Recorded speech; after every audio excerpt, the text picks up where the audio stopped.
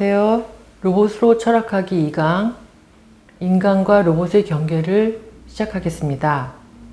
김숙입니다. 현대의 첨단 과학기술은 중세 천년 이후 인간을 재발견하고 인간의 재탄생을 웅변했던 르네상스 이후에 이어진 근대 과학기술 발달을 모태로 하고 있습니다. 르네상스는 다시 인간을 중심에 두고 사유하는 휴머니즘이 지배적인 사상이었습니다. 다시 인간을 중심으로 사유하려 했던 르네상스인들은 고대 그리스에서 모범을 찾아냈고 고전을 복원하는 데 힘썼습니다. 그런데 근대 과학과 기술은 고대인들의 것보다 발전한 모습을 보였습니다. 자연과 인간은 완벽한 기술자인 신의 창조물이라는 비유가 힘을 얻었습니다. 근대 경험론과 합리론, 독일 관념론과 계몽주의로 이어지는 근대 사상의 흐름 속에서 18세기 프랑스 혁명이 일어났고 자유, 평등, 박애의 이념, 그리고 태어나면서부터 모든 인간의 권리가 있다는 천부 인권 사상이 등장합니다. 또한 종교적 미신이 아니라 과학적 방법을 통해 밝혀낸 지식으로서 미래는 더 나은 세상으로 진보해 갈 것이라는 계몽의 믿음이 자리 잡았습니다. 아는 것이 힘이라는 계몽의 믿음에 박차를 가해서 19세기는 과학기술을 만능의 세계였습니다. 심지어 인문학까지도 인문과학이라고 해야 했습니다. 메리 셀리의 프랑켄슈타인은 그런 사회 분위기에 물음을 던진 작품이었습니다. 메리 셀리는 이런 과학기술 만능의 믿음 뒤에 마치 신이라도 된 양 생명체를 다룰 수 있다고 하는 허위의식이 있음을 간파했던 것입니다. 이런 굳건한 계몽을 통한 인류의 진보와 과학기술 만능의 믿음에 결정적으로 균열이 가기 시작한 것이 20세기의 세계대전들이었습니다. 차페크의 로스의 유니버설 로봇은 이미 새로운 혁신을 향해 질주하고 있는 과학기술을 인류가 통제할 수 있을지 물음을 제기합니다. 인류는 상상해 온 것들을 실현해 왔습니다. 프랑스의 리뮤에르 형제가 역으로 들어오는 기차를 촬영하여 상영했던 1895년은 공식적으로 영화가 탄생한 해라고 알려져 있습니다. 영화가 탄생되기까지 수많은 중간 발명품과 발명가들이 있었습니다. 영화는 필름 촬영, 편집, 상영이라는 기본적인 과정이 하나의 묶음으로 되어 있는 복합적인 매체였습니다. 결국 영화라는 이름으로 고정되고 드디어 영화의 탄생으로 기록되기까지 바이오스코프, 유토스코프 등 다양한 특징을 지닌 중간 발명품들이 등장했었습니다. 마치 최종적인 결과물이 있기라도 한 양 그 목표물이 정확히 무엇인지는 몰라도 그 이상에 근접하려고 열심히 다들 달려가는 모습이었습니다. 앙드레 바징은 영화가 관념론적인 현상이라는 말로써 이 점을 설명합니다. 사람들이 영화에 대해서는 어떤 관념이 있어서 영화가 그 방향을 향해서 나아갔고 나중에 완성되어 그것을 바로 탄생이라고 한다는 것입니다. 앙드레 바징이 이렇게 말한 근거로는 이 플라톤의 국가론에 동굴의 비유가 등장하는 것에서 짐작해 볼 수 있습니다. 플라톤의 국가론에 보면 인간이 처한 상황을 묘사해주는 동굴의 비유가 등장하는데요. 이 동굴의 비유 속에서 인간은 마치 목과 발이 착고로 매인 죄수들처럼 동굴에 갇혀서 플라톤이 실제한다고 보는 이데아가 아니라 그 이데아의 그림자들을 실제인 양 여기면서 살아갑니다. 고대 그리스에서는 플라톤이 살고 있던 고대 그리스 시대에는 연극이 발전했고 서구에서 드라마가 발전하게 되는 밑바탕이 되기도 했지만 이런 플라톤의 실제와 그림자 그리고 그림자를 보는 사람들의 배치는 오늘날의 영화관과 매우 흡사함을 알 수 있습니다. 이 두 개의 그림이 보여주듯이 말이죠. 여기 보면 사람들이 벽에 있는 그림자를 보고 있고 그 동굴 밖에는 해가 빛나고 있습니다. 이런 점에서 앙드레 바쟁도 영화가 지극히 관념적인 현상이라고 했던 것입니다. 그런데 로봇 역시 서구인들의 상상력을 사로잡아왔던 것들 중 하나 아닙니까? 사진의 발명에 이어서 영화가 발명된 상상만 해왔던 것을 급기야는 현실에 구원하게 되는 날이 오지 않을까 생각하게 됩니다.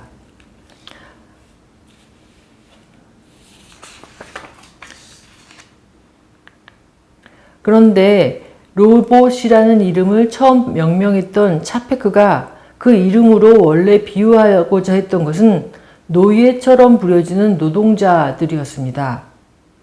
영화 스페이스 오디세이 2001이나 브레이드 러너에 나오는 로봇들은 인간보다 훨씬 뛰어나다고 설정되어 있습니다. 이 로봇들의 처지는 마찬가지로 인간에게 사용되고 있는 지위에 놓여 있지만 능력이 인간을 능가할 정도로 뛰어났던 것입니다. 이 지점에서 진화 과정 속에서 종의 전쟁을 유인원 관점에서 그렸던 혹성 탈출 리부트 시리즈가 떠오르는데요. 그 이유는 이 영화들이 생체 실험 대상으로 참혹한 처지에 있던 유인원들은 오히려 진화하는 반면 인간은 퇴화하는 모습을 역설적으로 그리고 있어서 관객이 오히려 인간이 아니고 이 유인원들 관점에서 영화를 보게 된다는 것입니다. 자, 채플린의 모던 타임즈는 1936년도 영화인데요. 컨베이어 벨트에서 나사를 풀고 조이는 일을 반복하는 식으로 공장 노동자로 일하면서 기계의 리듬에 맞춰 반복 노동하다가 신경쇠약에 걸리는 노동자의 모습을 그리고 있습니다. 신경쇠약에 걸려서 제대로 일을 할 수 없게 되자 공장에서 쫓겨나고 헤매다가 우연히 어떤 레스토랑에서 노래를 부르게 되는데 무대 위에서 사람들의 환호와 찬사를 받게 됩니다. 그렇게 재밌고 귀엽고 위트가 있는 사람이었는데 이 기계를 다루는 공장 속에서 사장의 감시 밑에서 기계 리듬에 맞추는 반복 노동을 하다 보니 신경쇠약이라는 마음의 병이 생겼던 것입니다. 이렇게 채플린의 모던 타임즈는 1차 대전과 2차 세계대전 사이에 만들어진 영화로서 기계 문명에 대한 비관적 관점이 대중문화 속에서 우세하던 시기입니다. 하지만 앞 강의에서 보았듯이 2차 세계대전이 미군과 연합군의 승리를 끝나면서 미국에는 공상과학 소설 붐이 일어나는 걸 앞장에서 보았죠. 앞 강의에서 보았습니다. 다시금 로봇과 기술 발전에 대한 낙관적 관점이 1940년 이후에 2차 대전 이후에 등장하기 시작합니다.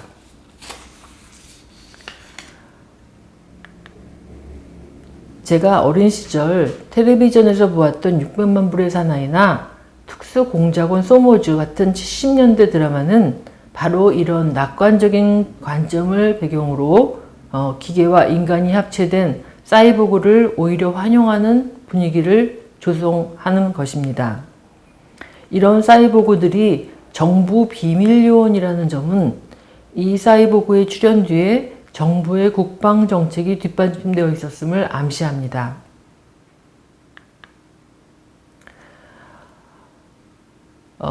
공각기동대는 1995년 극장판 만화영화가 만들어지고 2017년 실사영화로도 만들어졌습니다. 극장판 만화영화에서 사이보그의 탄생 과정이 묘사되어 있는데요. 먼저 인공적인 몸이 만들어지고 전자장치에 연결된 두뇌와 연결됩니다. 사고로 인해 인간의 신체가 손상되면 두뇌만 추출해서 전자장치에 연결시킨 후 인공적인 몸과 결합시키는 것입니다. 이와 같이 사이보그는 기계와 유기체가 결합되어 있는 존재입니다. 반면 터미네이터에 등장하는 T-800은 완벽하게 기계로 이루어진 것에 인간의 외양만 씌운 것이죠. 이런 것들은 안드로이드라고 합니다. 자, 이런 앞에 두 작품 공각기동대나 그 터미네이터에 등장하는 로봇들은 공상적인 어떤 그런 캐릭터지만 자기가 세계 최초의 진짜 사이보그라고 주장하는 교수가 있는데요. 바로 케빈 워릭이라는 사람입니다.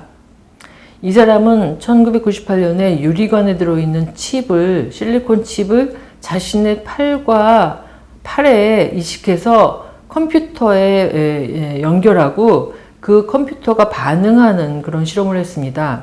자기 몸에 칩을 심고 그를 통해서 신호를 주고받을 수 있는지 실험을 해서 성공하였습니다. 이어서 2004년에는 머리카락 굵기의 100개의 핀을 손목의 신경섬유와 닿도록 심고 라디오 수신기를 통해서 컴퓨터와 연결할 수 있는 그런 실험을 했습니다.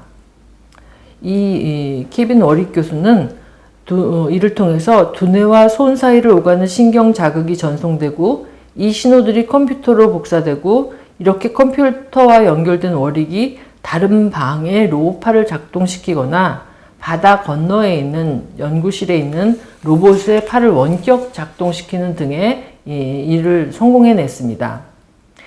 케빈 워릭은 인간이 기계와의 생존 경쟁에서 살아남기 위해서는 사이보그로 진화해야 된다는 아주 적극적인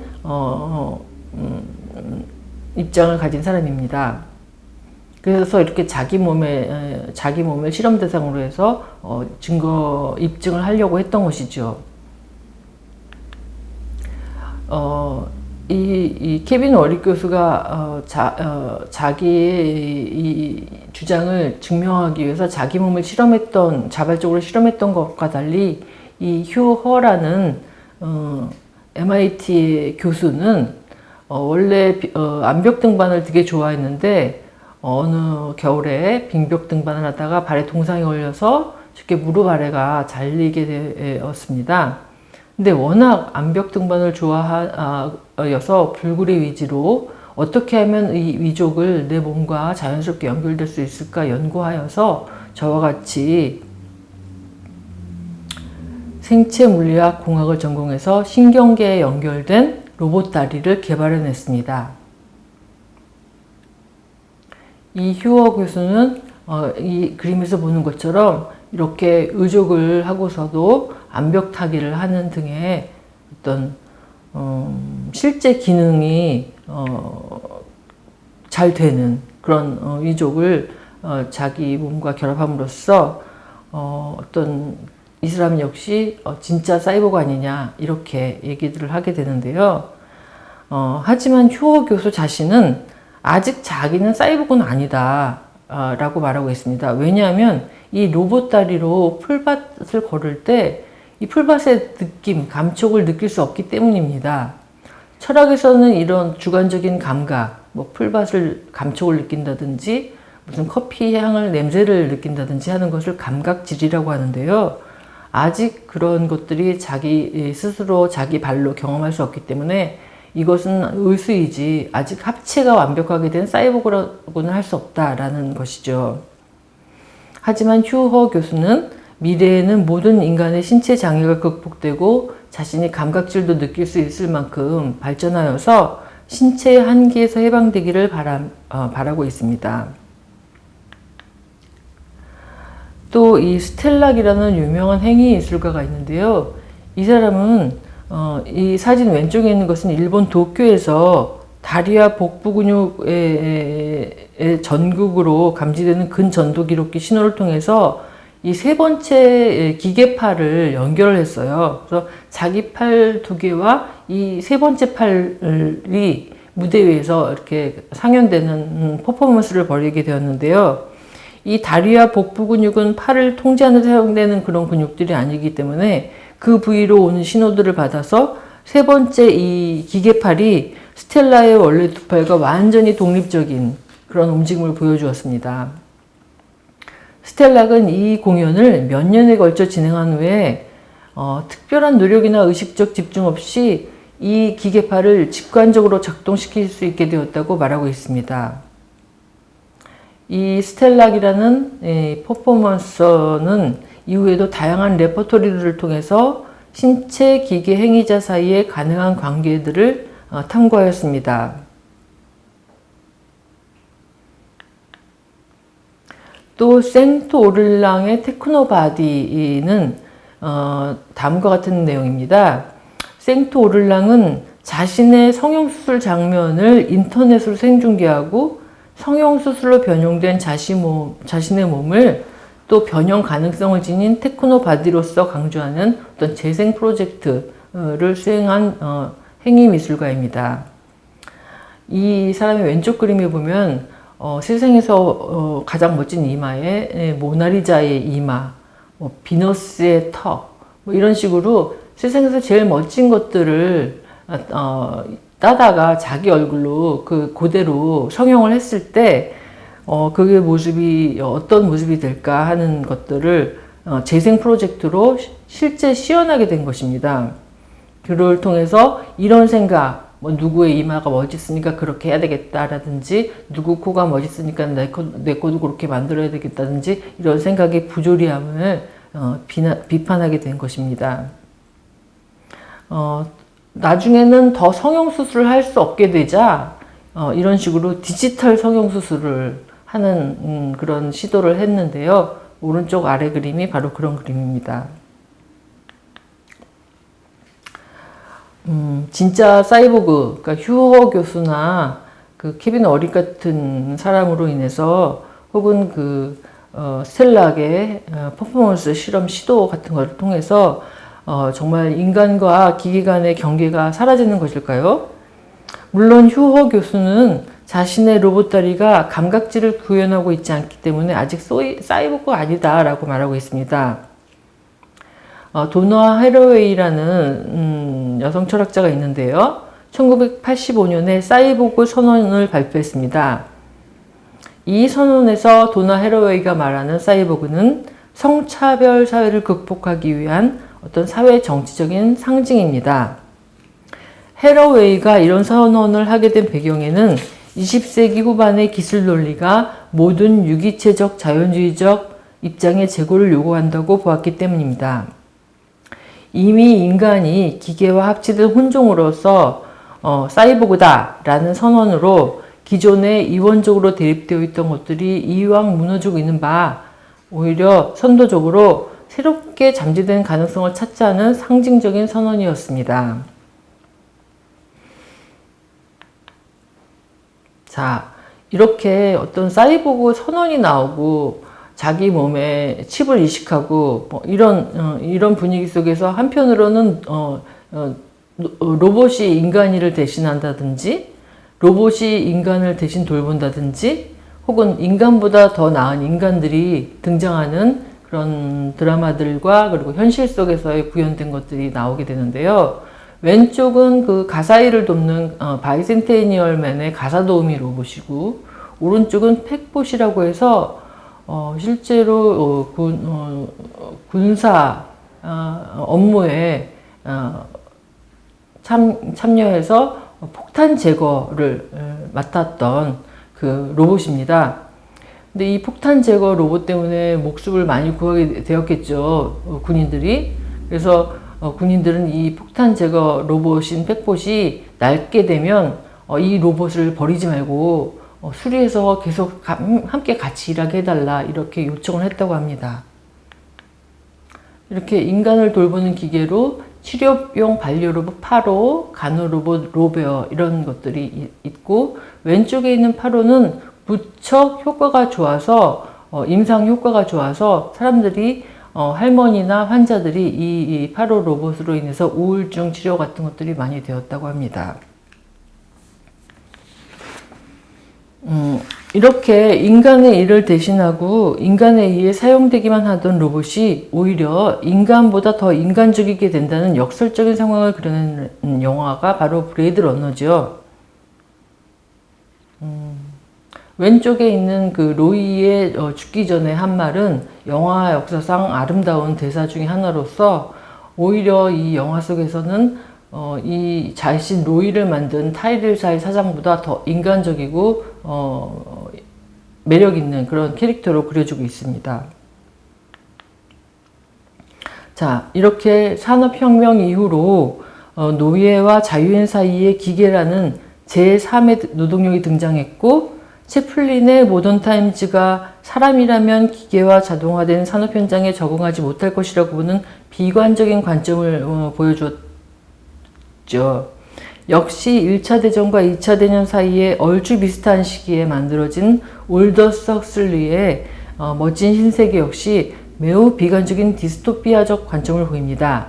하지만 21세기 들어서는 4차 산업혁명의 도래로 인류가 생존을 위한 노동으로부터 자유로워져서 온전하게 여가와 인간적인 성취를 누릴 수 있게 되리라는 낙관적인 관점도 목소리를 내고 있습니다. 노동 없는 미래를 쓴 틴 던럽이 바로 그런 사람입니다.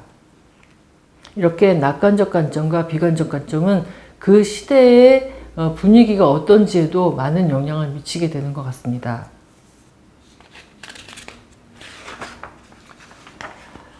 노동의 종말을 쓴 제레미 리프킨은 인간의 노동이 감소하는 역사적 전환기에 진입했다고 진단합니다.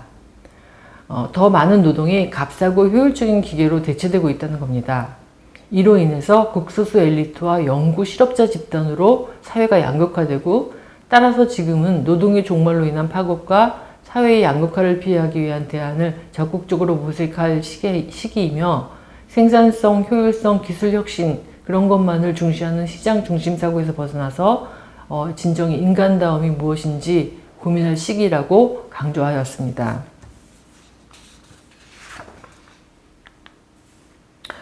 다시 도너 해러웨이의 모습인데요. 도너 해러웨이는 테크놀로지는 중립적이지 않다고 합니다. 우리는 우리가 만든 것 안에 있음과 동시에 바로 그것이 우리 아니기도 하다고 역설합니다. 우리는 연관관계의 세계 속에서 살고 있으며 중요한 것은 어떤 것을 만들고 어떤 것을 만들지 않을 것인지 결정하는 것이라고 강조합니다. 로봇 연구자들은 어떻게 하면 로봇을 작동시킬 수 있을지 연구하고, 그 다음에는 그것으로 어떻게 돈을 벌 수 있을지 따져왔습니다. 앞으로 로봇이 만들 변화는 심대할 것이라고 예상되는 바, 20세기에 자동차와 전기, 인터넷이 우리 삶에 가져온 변화에 필적할 것이라고 예상되고 있습니다. 이제 로봇과 관련하여 이것을 관리하고 감독하고 책임질 사람들의 범위가 확장될 필요가 있고, 인공지능 연구자와 로봇 기술자뿐 아니라 각 분야의 전문가들이 모여서 어떤 선택이 가장 현실적이고 바람직할지 고민하고 결정할 자리가 적극적으로 마련될 필요가 있다고 하겠습니다. 자, 이것으로 2강 로봇과 인간의 경계는 마치도록 하겠습니다.